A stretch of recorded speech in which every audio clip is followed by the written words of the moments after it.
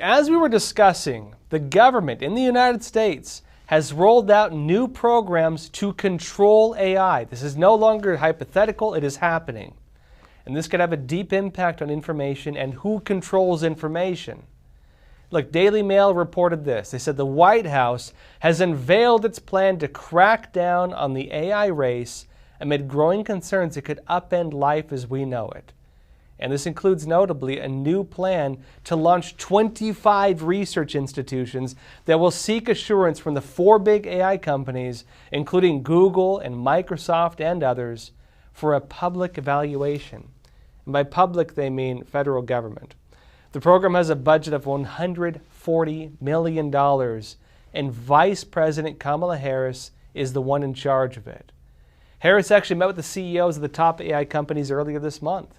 A White House readout of that meeting says it lays the groundwork to promote responsible innovation and risk mitigation in AI. And it includes pushes, for example, for an AI Bill of Rights and federal programs to control and influence the systems. A White House fact sheet details just a few of these new actions for what it says will, quote, promote responsible AI innovation and protect our, quote, rights and safety.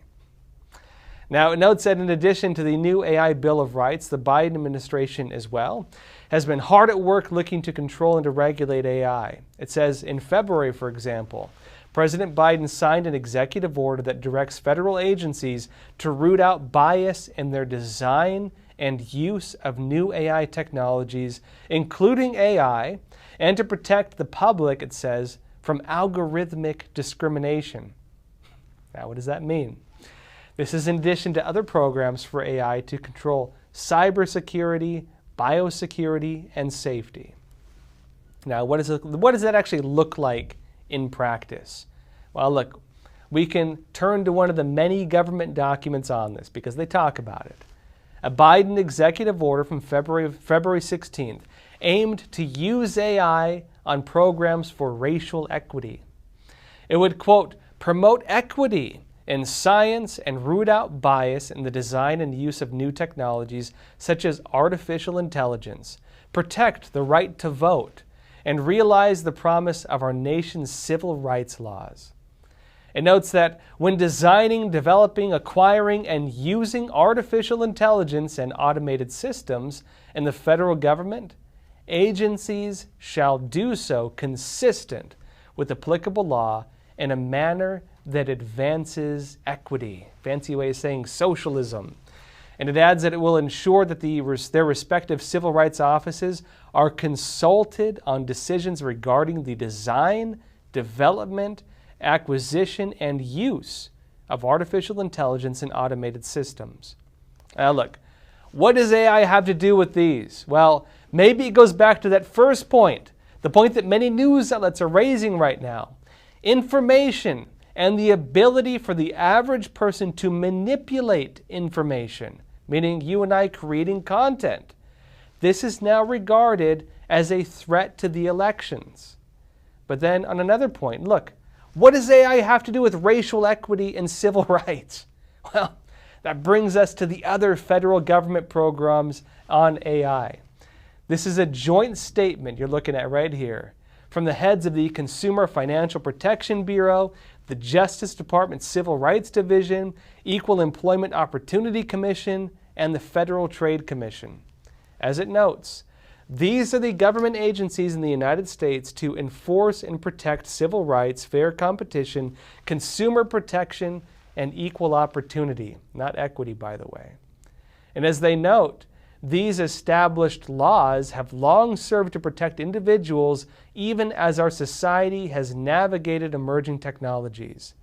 And it notes as well, the next technology in need of this federal control is artificial intelligence, since as it states, their potential use, AI, has the potential to perpetuate unlawful bias. They're saying it could violate the law, automate unlawful discrimination, and produce other harmful outcomes. What does that mean? The statement alleges that they have the existing legal authority to control AI because they claim it will present threats to those laws. In fact, it says even directly this, quote, existing legal authorities apply to the use of automated systems and innovative new technologies just as they apply to other practices. They claim they already have the legal authority to control it. And the risk, as they state, is that AI can, quote, contribute to unlawful discrimination.